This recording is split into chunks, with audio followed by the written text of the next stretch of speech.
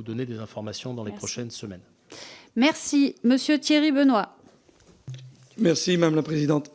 Monsieur le Ministre, parmi les difficultés que rencontrent les entreprises industrielles actuellement, il y a la conjonction certainement de l'inflation, le coût de l'énergie, mais aussi le remboursement des prêts garantis par l'État.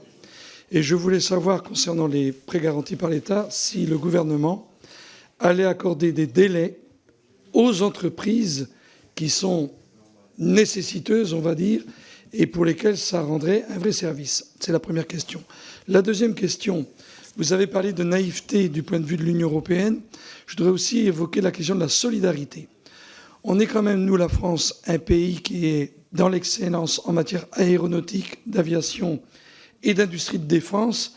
Et je voulais savoir si, au niveau européen, vous avez des discussions avec vos homologues pour éviter que des commandes s'en aillent à l'extérieur de l'Union européenne et détournant ainsi l'excellence de nos services à nous en France. Merci. Monsieur le ministre. Merci, monsieur le député.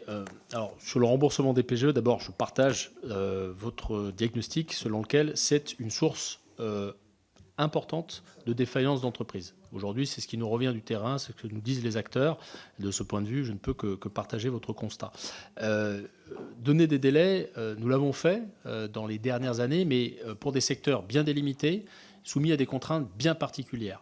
Les PGE sont octroyés par les banques, et donc la question est d'abord celle de la discussion avec les banques. Néanmoins, lorsque les difficultés surgissent et lorsque il est nécessaire d'envisager l'approche d'une procédure collective, vous le savez, quand les dossiers ont des impacts territoriaux et sociaux importants, les acteurs de l'État sont mobilisés. C'est au premier chef, au niveau local, les commissaires au redressement productif. Et quand les dossiers sont plus gros, c'est la DIR, éventuellement BPI, quand il s'agit de consolider la structure financière des entreprises. Voilà les réponses qu'on apporte au cas par cas. Et s'agissant du sujet aéronautique et plus largement je suis désolé, je n'ai pas le droit de vous répondre. Vous pouvez prendre 15 secondes, tant qu'on y est. Si.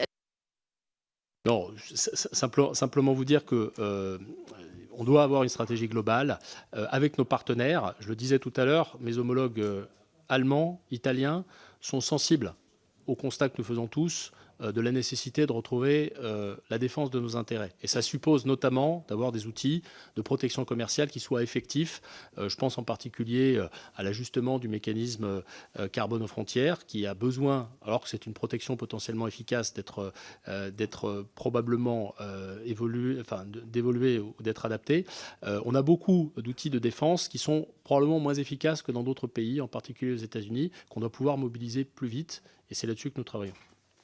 Merci. Je me suis permis de vous d'octroyer un peu plus de temps parce que notamment nous n'avions pas abordé ce secteur-là. Monsieur